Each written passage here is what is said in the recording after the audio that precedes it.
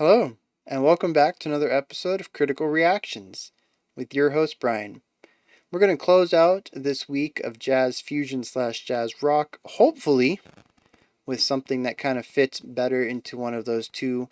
So we can go out with a bang at least before we go into this weekend's special selection. Today we have a band called Colosseum 2, and the song is Dark Side of the Moog. Obviously, we have some allusion to Dark Side of the Moon, which I believe is Pink Floyd, so I'm wondering if this is maybe some more jazz rock, which would be rock music with more of a jazz edge rather than jazz music with a little bit of a rock tonal influence. I don't know. Let's get into this one and find out where it goes.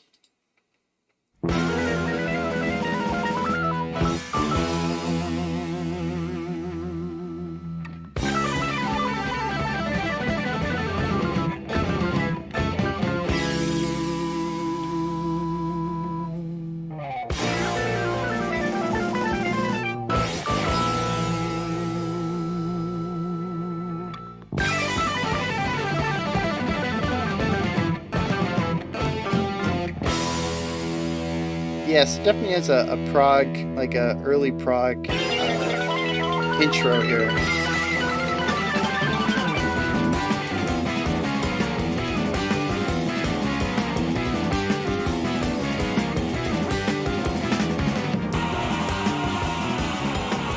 Wow.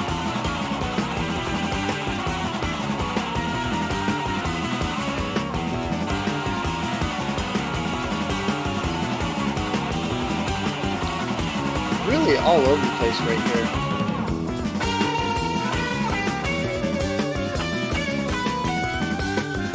We got that crazy bass line.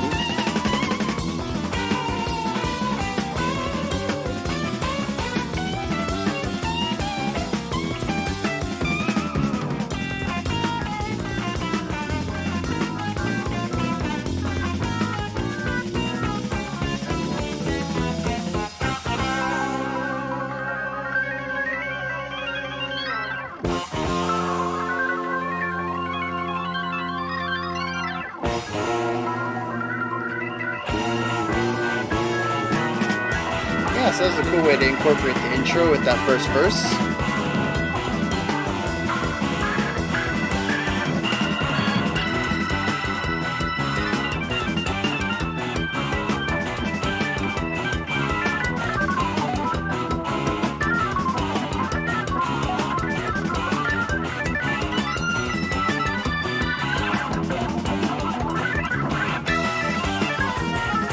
Just pure shred on that keyboard.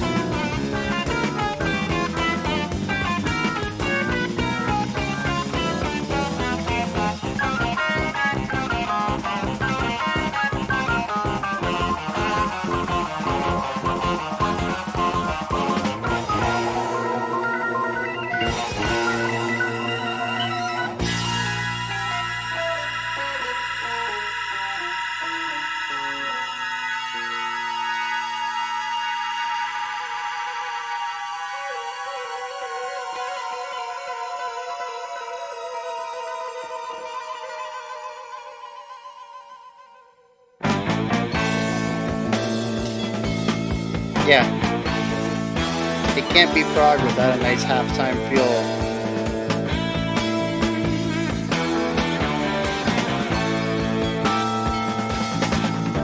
We got some cool bells, big chimes actually is what it sounds like.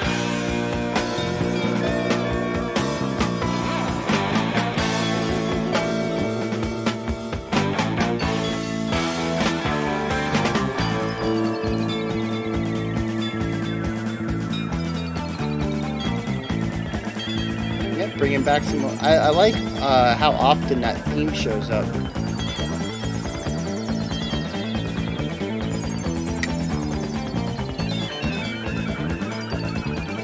Very nice use of the panning and the ambient sounds.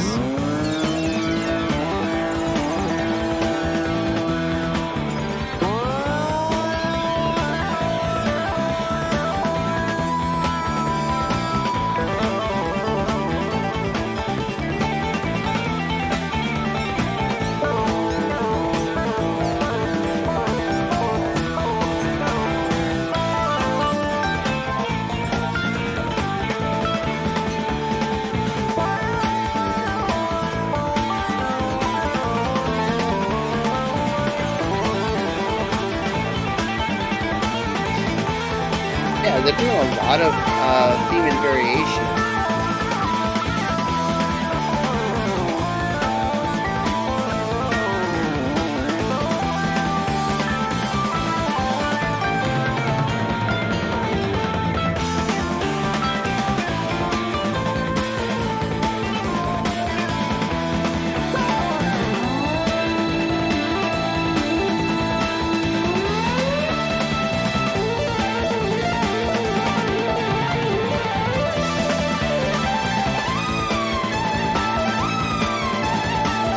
Yeah, lots of drive, shred, intensity.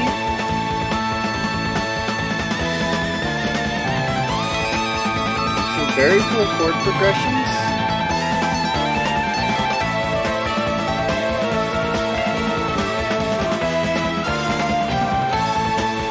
We inverted the chord progression there, so that was kind of cool.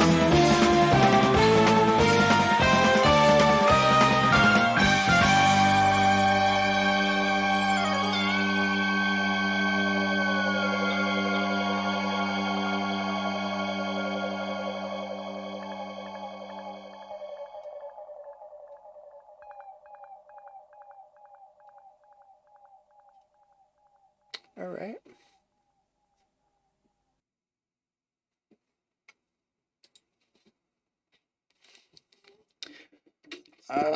Wow. So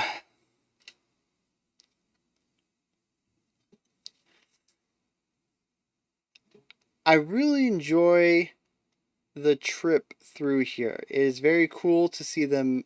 It's this weird section where we have this core sound. There's a core sound tonally, chordally. There's even several themes that pop up throughout the whole song. And it's very cool to see the beginning of the song. What we could see is the foundation or the basis of it get spread out across the entire track in various ways. And I really like all the callbacks to that original beginning there.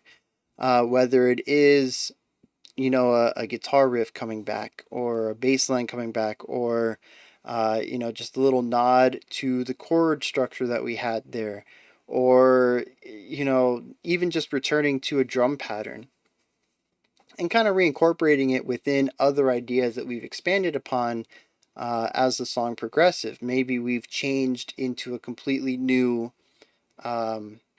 guitar riff. Maybe we are just shredding on a keyboard now, but we're bringing this drum section back. We're playing it under that rather than sparse chords. So it's just really cool to see them utilize so much theme and variation and kind of reintroducing themes in new contexts. They also utilize a lot of really interesting psychedelic sounds, and I know that's not necessarily unique to them. A lot of progressive bands from the 60s and 70s, I would assume. If you if I'm wrong, go ahead and fact check me, but I think like the core era of that sort of prog rock was 60s and 70s. They're using a lot of the like psychedelic sound effects that they would have created with pedals and keyboards maybe, and all sorts of just a lot of sound modulation at the time. And I think it's really cool that they can inject so much in there that is ambient sound that feels like it musically fits in with what's happening. I really love that. It's a real attention to textural work, and creating an ambiance to the entire song without what would be traditional instrument sounds, instrument timbres. So I really like that attention to detail of creating this, like I said, it's like a psychedelic atmosphere to it all, even though a lot of the core music is rather straightforward, very standard fare, prog rock kind of lines. We do have these really cool atmospheric ideas existing. Um, I would say mostly made up of these ambient, phaser sounds and stuff. It's very cool what kind of emotions they can convey just with textures, and attack and release and all sorts of ways of manipulating a sound. Um, on the jazz side, though, I'm not really seeing it. Unfortunately, this sounds to me just like a fairly straightforward prog song. Um, I can kind of hear a little bit of work in some of the chordal ideas. There were a couple of chords. I'm like, oh, they went for a little bit of jazziness. They didn't stick with something that would have been a safer chord to move into. They went into something with a little bit more color to it, something that I would see in, bebop or something. But it happened so rarely. The couple of solos, I think they were mostly organ solos, no? Uh, Keyboard solos. Uh, I don't know if they were improvised or not. I liked what they did as far as telling the story. There's a lot of shred going on. I didn't feel like I mean, it fit here's the thing is it fit the music. I just don't feel like they were exceptionally interesting after the third time we listened to a guy just tear it up on a keyboard or on an organ, whatever he was playing on. And the first time it fits. The second time I'm like, okay, and the third time I'm like, show me the rest of your skills, kind of. Give a little bit of width to this playing rather than just showing me that you can play fast. Playing fast is impressive, and playing fast certainly fits within the context of what's going on with the music. But I think if we had slowed down a couple of the solos, not necessarily removed the shred entirely, but maybe just held out some key notes and kind of took some time to give space and allow the solo to breathe, we might have seen, I might have seen or heard something a little bit more interesting by the end of the final time that the instrument got to solo. But again, I'm not sure if they were uh, pre-composed or improvised, and we don't really have any jazz tones in here. There aren't really trumpets or trombones. It is very much a prog song. I enjoyed the song. I do. I think it's a really neat trip through a psychedelic soundscape from start to finish, with a heavy emphasis on atmosphere and that those organ skills. I think it's a fantastic song to listen to. I'm just not. I don't think it fit the week very well, which is a tad bit unfortunate because we ran into that issue yesterday, where we had more of a post rock song, and maybe it's just me. Maybe these are jazz rock, and what I'm looking for is not jazz rock. Um, Even when we look closer to the beginning of the week, DSO, I would say, barely fit into what I was expecting. Um, and then we had Bela Fleck was definitely very close to what I wish we had more stuff like Bela Fleck and the Fleckstones this week. And even the Thank You Scientist was borderline what I was expecting. There was a lot of really strong jazz elements there. And of course they have the trumpet and the trombone and the saxophone.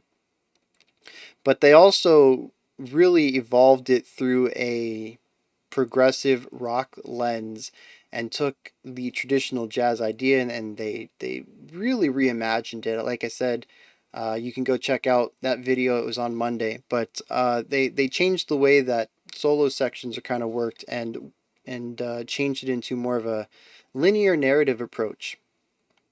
So it definitely, again, was more of a rock song with some jazz influence rather than a jazz song with maybe some rock influence to it, like I feel that the Flexstones were like. And again, back on Monday when I tweeted about the Miles Davis track, I was really excited to hear more like that this week. And I can't really say much that we listened to had similarities with that. So maybe it is just that I don't. There's a lot of facets to the genre, and I was really only expecting one. Like I said on Tuesday, I did some research into it, and jazz rock often colloquially gets called jazz fusion, even though jazz fusion is already its own thing and slightly different. So they're two sides of a coin, like I've mentioned before. We have jazz with some rock influence, and then rock with some jazz influence. And I guess I was just kind of hoping for the former, and we ended up with a lot more of the latter. But not a bad week overall. Some really cool stuff. Um, yeah, I guess I should say a little bit more about um, what is this Colosseum 2. But I don't really know if I have anything else to add. I really dig the atmosphere. I mean, the organ guy, the organ player has some chops. I'm not gonna lie. The dude can shred. I just wish there was a little bit more variety to his solo writing.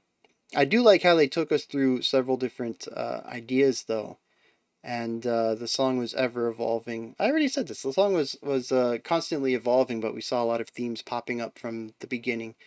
Just that's more of a classical writing thing though. So yeah, I don't know. Just an interesting week for me where I really thought I was going to get to listen to some stuff that just really gelled with me, a very specific type of music, and I kind of got the inverse of what I was expecting constantly. Um, I don't want to say I'm disappointed in the week because we did hear some really awesome tracks, and I'm glad we listened to them. But I feel like this is probably what people felt like when we did doom metal, and then ended up checking out um, bands that were doom metal but softened up. Like you can still hear the doom influence there, but it wasn't doom metal. It was like an offshoot, and that's kind of I'm probably getting similar vibes here, where I'm like, yeah, I can see how this is jazzy, but it's not the jazz fusion that I was expecting. So hopefully, like they wanted us to return to doom metal, and we did, and I think we did the genre justice that time. I would like to revisit Jazz Fusion Week in the future, and just kind of lean a little into the earlier stuff that was more jazz focused. Maybe look at some groups where prominent members came from, the jazz proper scenes, the blues and the swings and the bebops, um, and any of those that might have transitioned into fusion and brought their flavor of jazz to the scene. Um, but yeah, I guess we should wrap this one up then, because if not, I'm just going to keep rambling about the proper jazz fusion, and I'm going to seem like some sort of gatekeeping idiot. And I don't want to do that because, like I said, we had fun this week. We checked out some cool stuff, and I am definitely wiser for having learned about this other side of jazz fusion slash jazz rock anyways. So those are my thoughts on Colosseum 2, the dark side of the Moog, as well as my thoughts overall on the theme of the week. This is where you guys come in, though. Hit me up. Let me know what you thought of Colosseum 2. Let me know if you enjoyed it, anything that stuck out to you. Go ahead and drop those comments. Above that is the description box. We have all sorts of links adjacent to the channel. Maybe you want to check out the Twitter, the Patreon, the Discord. All those links are there. Just head in there and click anything you want. Below that, like, subscribe, thumbs up, ring the bell, all that stuff helps the channel out. I'll be back tomorrow at 9 p.m. Eastern, 5 p.m. Eastern Standard Time, 9 p.m. UTC with this weekend special selections. We're almost done. And I suppose I should start setting up the next system so that we can start getting submissions in again. It won't be that long till we start seeing them, so pretty excited about that.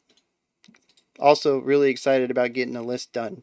That has been a heavy weight on my shoulders for several months now. I'm trying to get through that. Yeah, until next time, though, remember to be critical, not cynical, of the music you listen to, and have a fantastic morning, afternoon, or evening whenever you choose to watch my videos.